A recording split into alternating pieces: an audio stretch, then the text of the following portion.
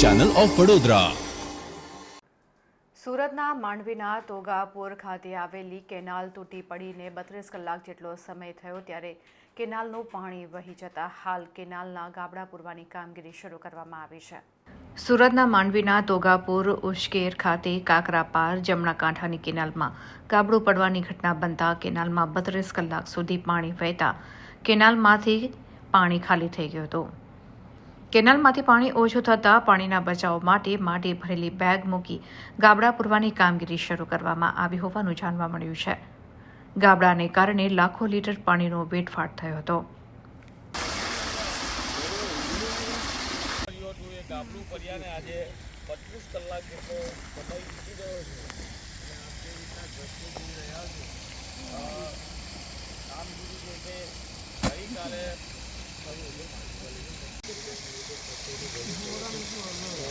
મોટી સંખ્યામાં કામદારો કરી દેવામાં આવી છે,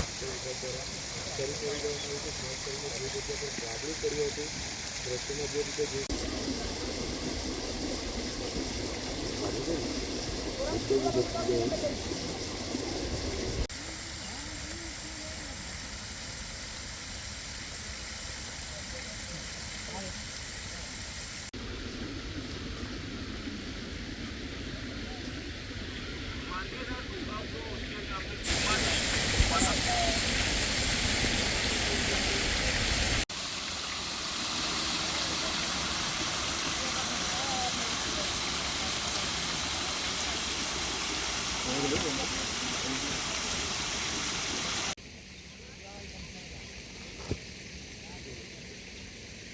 માંડવી તાલુકાના તોગાપુર ગામે ગઈકાલે જે કાકરાપાર જમણા કાંઠાની મુખ્ય કેનાલની અંદર ગાબડું પડ્યું હતું ત્યાં હાલ બતાવું એમના મોડે બોલીએ પછી આમ